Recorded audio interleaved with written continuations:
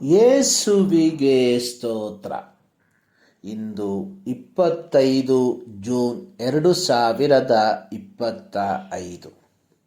ಈ ದಿನದ ಧ್ಯಾನ ಭಾಗ ಯೂದನು ಬರೆದ ಪತ್ರಿಕೆ ಅದರ 21ರಿಂದ 23 ವಾಕ್ಯ.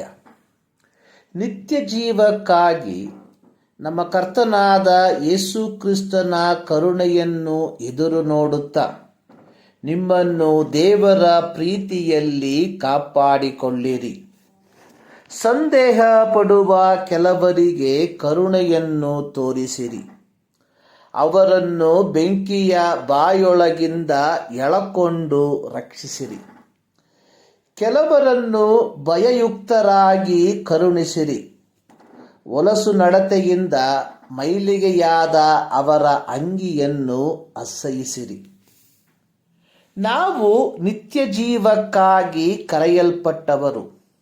ಯೋಹಾನನು ಬರೆದ ಸುವಾರ್ತೆ 3ನೇ ಅಧ್ಯಾಯದ 16ನೇ ವಾಕ್ಯದಲ್ಲಿ ಬರೆದಿರುವಂಥದ್ದು, ದೇವರು ಲೋಕದ ಮೇಲೆ ಎಷ್ಟೋ ಪ್ರೀತಿಯನ್ನಿಟ್ಟು ತನ್ನ ಒಬ್ಬನೇ ಮಗನನ್ನು ಕೊಟ್ಟನು. ಆತನನ್ನು ನಂಬುವ ಒಬ್ಬನಾದರೂ ನಾಶವಾಗದೆ ಎಲ್ಲರೂ ನಿತ್ಯ ಜೀವವನ್ನು ಪಡೆಯಬೇಕೆಂದು ಆತನನ್ನು ಕೊಟ್ಟನು. ಇದೇ ಯೋಹಾನನು ತಾನು ಪತ್ರಿಕೆಯನ್ನು ಬರೆಯುವಾಗ ಅಲ್ಲಿ ಬರೆದಿರುವಂಥದ್ದು. 1 ಯೋಹಾನ 2:25 ಕ್ರಿಸ್ತನು ತಾನು ಕೊಡುತ್ತೇನೆಂದು ನಮಗೆ ವಾಗ್ದಾನ ಮಾಡಿದ್ದು ಅದು ನಿತ್ಯ ಜೀವವು.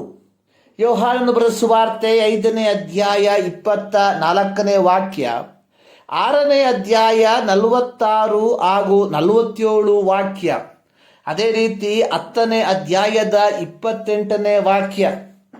ಈ ವಾಕ್ಯಗಳಲ್ಲಿ ಈ ನಿತ್ಯ ಜೀವದ ಕುರಿತಾಗಿ ಬರೆದಿರುವಂಥದ್ದನ್ನು ನಾವು ಕಾಣುತ್ತೇವೆ. ಮಾರ್ಕನ ಬರೆದ ಸುವಾರ್ತೆ 10ನೇ ಅಧ್ಯಾಯದ 28ರಿಂದ 31 ವಾಕ್ಯಗಳಲ್ಲಿ ಪೇತ್ರನು ಯೇಸುವಿಗೆ ಕೇಳಿದ್ದು, ಇಗೋ ನಾವು ಎಲ್ಲವನ್ನು ಬಿಟ್ಟು ನಿಮ್ಮನ್ನು ಹಿಂಬಾಲಿಸಿದೆವು, ನಮಗೆ ಏನು ದೊರಕುತ್ತದೆ? ಅದಕ್ಕೆ ಯೇಸುವಿನ ಉತ್ತರ, ಯಾವನು ನನ್ನ ನಿಮಿತ್ತವಾಗಿಯೂ ಸುವಾರ್ತೆ ನಿಮಿತ್ತವಾಗಿಯೂ ಮನೆಯನ್ನಾಗಲಿ ಅಣ್ಣ ತಮ್ಮಂದಿರನ್ನಾಗಲಿ ಅಕ್ಕ ತಂಗಿಯರನ್ನಾಗಲಿ ತಾಯಿಯನ್ನಾಗಲಿ ತಂದೆಯನ್ನಾಗಲಿ ಮಕ್ಕಳನ್ನಾಗಲಿ ಬಿಟ್ಟಿರುವನು, ಅವನಿಗೆ ಇವೆಲ್ಲವೂ ಹಿಂಸೆಗಳು ಸಹಿತವಾಗಿ 100ರಷ್ಟು ಸಿಕ್ಕುತ್ತದೆ ಮತ್ತು ಮುಂದಣ ಲೋಕದಲ್ಲಿ ನಿತ್ಯ ಜೀವವು ದೊರೆಯುತ್ತದೆ. ಮಾರ್ಕ 8:36 ಯೇಸು ಹೇಳಿರುವಂಥದ್ದು, ಒಬ್ಬ ವ್ಯಕ್ತಿಯು ಐಹಿಕವಾಗಿ ಎಲ್ಲ ಸುಖಗಳನ್ನು ಹೊಂದಿದ್ದರೂ ಅವನು ದೇವರೊಂದಿಗಿನ ಶಾಶ್ವತ ಜೀವನವನ್ನು ಅಥವಾ ನಿತ್ಯ ಜೀವವನ್ನು ಹೊಂದಿಕೊಳ್ಳದೆ ಹೋದರೆ ಅವನಿಗೆ ಏನು ಪ್ರಯೋಜನ ಅಥವಾ ಏನು ಲಾಭ?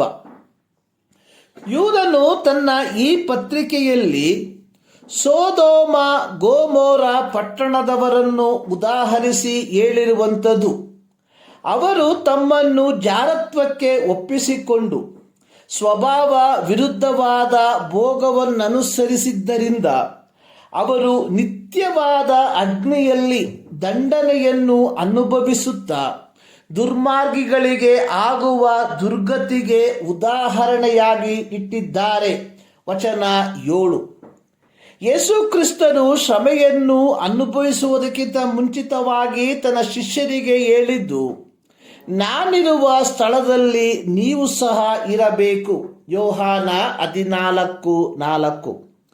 ಇಬ್ರಿಯ 9:12 ಪ್ರಕಾರ ಕ್ರಿಸ್ತನು ಸ್ವಂತ ರಕ್ತವನ್ನು ತೆಗೆದುಕೊಂಡು ನಮಗೋಸ್ಕರ ನಿತ್ಯ ವಿಮೋಚನೆಯನ್ನು ಸಂಪಾದಿಸಿಕೊಂಡವನಾಗಿ ಒಂದೇ ಸಾರಿ ದೇವರ ಸಾನ್ನಿಧ್ಯಕ್ಕೆ ಪ್ರವೇಶಿಸಿದನು. ಹೀಗಿರಲಾಗಿ ಯೇಸು ಕ್ರಿಸ್ತನ ರಕ್ತದ ಮೂಲಕ ಪಾಪ ಕ್ಷಮಾಪಣೆಯನ್ನು ಹೊಂದಿಕೊಂಡಿರುವ ನಾವುಗಳು ಒಂದೇ ಸಾರಿ ಒಪ್ಪಿಸಲ್ಪಟ್ಟ ನಂಬಿಕೆಯನ್ನು ಕಾಪಾಡಿಕೊಂಡವರಾಗಿ ನಿತ್ಯ ಜೀವಕ್ಕಾಗಿ ನಮ್ಮನ್ನು ಕ್ರಿಸ್ತನ ಪ್ರೀತಿಯಲ್ಲಿ ಕಾಪಾಡಿಕೊಳ್ಳುವಂಥವರಾಗಿರಬೇಕು. ಅದು ಮಾತ್ರವಲ್ಲದೆ ಯೂದನು ಆದಿಮ ಸಭೆಗೆ ಕೊಟ್ಟಂತಹ ಜವಾಬ್ದಾರಿ ದೇವರ ನ್ಯಾಯ ತೀರ್ಪಿಗೆ ಒಳಗಾಗದಂತೆ ಕೆಲವರನ್ನು ಬೆಂಕಿಯ ಬಾಯಿಂದ ರಕ್ಷಿಸಿರಿ. ಪ್ರಿಯರೇ, ಇಂದು ಅತ್ಯಂತ ವೇದನೆಯ ಒಂದು ಸಂಗತಿ ಎನ್ನುವಂಥದ್ದು, ಇಂದು ಅನೇಕ ಭಕ್ತಿಹೀನರಾದ ಬೋಧಕರು ವಿಶ್ವಾಸಿಗಳನ್ನು ಉರಿಯುತ್ತಿರುವ ಬೆಂಕಿಗೆ ತಳ್ಳುತ್ತಿದ್ದಾರೆ. ಇದು ಕಹಿಯಾದ ನಗ್ನ ಸತ್ಯವಾಗಿದೆ. ಹೀಗಿರಲಾಗಿ ಯೇಸು ಕ್ರಿಸ್ತನ ರಕ್ತದ ಮೂಲಕ ಪಾಪ ಕ್ಷಮಾಪಣೆಯನ್ನು ಹೊಂದಿಕೊಂಡಿರುವ ನಾವುಗಳು ನಿತ್ಯ ಜೀವಕ್ಕೋಸ್ಕರವಾಗಿ ನಮ್ಮನ್ನು ಸಿದ್ಧತೆಯಿಂದ ಕಾಯುವಂಥವರಾಗಿರಬೇಕು. ಈ ಮುಂಜಾನೆಯಲ್ಲಿ ಸರ್ವಶಕ್ತನಾದ ದೇವರು ಈ ಮಾತುಗಳ ಮೂಲಕ ನಿಮ್ಮನ್ನು ಆಶೀರ್ವದಿಸಲಿ.